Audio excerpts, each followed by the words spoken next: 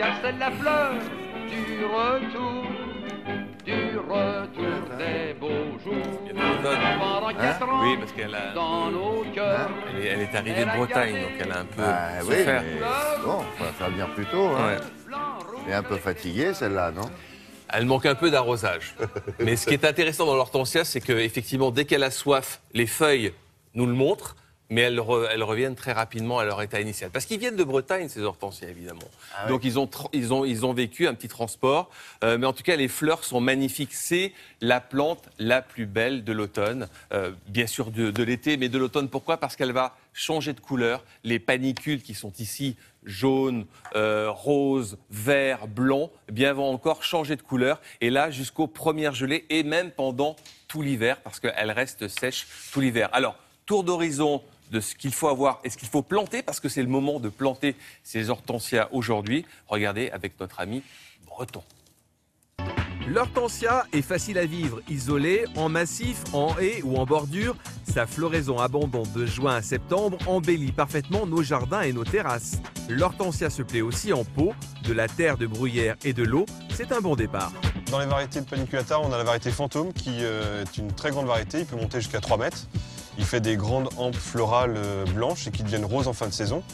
Et il y a la variété Limelight qui, lui, va monter aux alentours de 2 mètres, 2 mètres 50. Et là, il fait un côte très compact et qui, au départ, est un peu dans les tons verts, blancs, et il finit aussi dans les tons un peu verts et rosés à l'automne. L'hortensia à feuilles de chêne, c'est sa fleur, mais aussi sa feuille qui sont à l'honneur.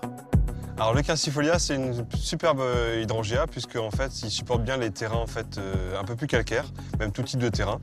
Et il a aussi comme qualité de bien supporter les hivers froids, puisqu'on le retrouve beaucoup au nord en fait, des États-Unis. Lui, il vire au rouge, mais pas de colère, de plaisir. La variété Europa qui est une macrophylla, donc dans les variétés classiques, mais celle-ci, ce qui est intéressant, c'est que vous pouvez en fait faire des bouquets séchés en fin de saison, donc les conserver vraiment pendant 1 an dans la maison. Donc ça, c'est des variétés qui fleurissent début juillet jusqu'aux premières gelées, et tout en ayant une palette de couleurs intéressantes toute la saison. L'hortensia macrophylla est un arbuste ramifié au port arrondi. Les fleurs se développent sur le bois de l'année précédente en gros capitules circulaires. Ces boules de fleurs comprennent théoriquement des fleurs fertiles au centre et stériles à l'extérieur. Dans les hydrangeas macrophylla, il y a la variété à fleurs plates qui est Zone Conning et qui, elle, en fait, a des fleurs qui sont simples. Et sinon, donc l'autre variété d'hydrangea macrophylla est à fleurs doubles, donc c'est la variété Jogazaki, qui, elle, vraiment a les fleurs doublées, toujours à fleurs plates, mais celle-ci sèche très très bien à l'automne. L'hortensia en général demande une exposition de mi-ombre à ombre légère, de préférence adossée à un mur ou une haie, en orientation nord ou ouest. Cette orientation le protège du soleil printanier et lui permet d'éviter de débourrer ses boutons floraux trop rapidement et que ceux-ci ne soient détruits par un gel tardif. Qu'est-ce que c'était que ce festival des hortensias là?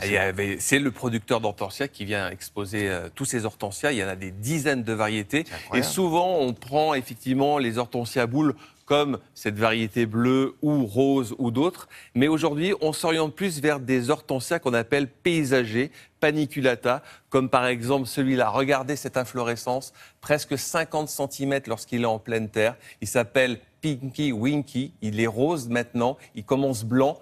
Il continue rose et il va terminer sa couleur vers le rouge cramoisi à partir du mois d'octobre. Donc plusieurs visages pour ce genre d'hortensia, 2 mètres, 2,50 mètres de hauteur lorsqu'il est vraiment bien implanté. Et là, contrairement à l'autre, il n'a pas besoin de sol acide ou calcaire, il se moque du sol, même un peu ingrat, il pousse à l'intérieur. La tige est plus costaud, non? La tige est un petit peu plus costaud, et puis un peu plus pourpre que, par exemple, celui-là qui lui ressemble. Aussi, c'est un paniculata qui s'appelle Limelight, qui lui est plutôt crème et va finir vers les blancs rosés, pas rouge cramoisi, mais plutôt blanc rosé. Ça aussi, c'est un hortensia très facile à vivre. Et puis, on peut terminer par la couleur automnale par excellence. Regardez, cette feuille va devenir rouge, Ouais. cramoisi, Ça commence, d'ailleurs. extraordinaire. Mais regardez l'inflorescence, presque 40-50 cm. Elle pend vraiment au sol. Et c'est un hortensia qui monte à 2 mètres lorsqu'il est en pleine terre et qui est vraiment extraordinaire. Et puis, on peut bien sûr faire sécher ces fleurs d'hortensia. On peut les récolter maintenant si on veut les avoir en vase.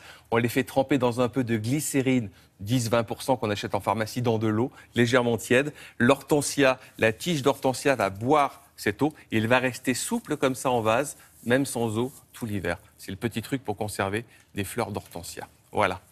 Ah, Oui, en bouquet, sec. Mais il n'est pas sec, il reste vous le souple. mettez ça sur notre Oui, site exactement. Les petits trucs, on les met toujours. Merci Grâce, beaucoup. voilà. On s'intéresse au sport maintenant avec Grégoire Tournon.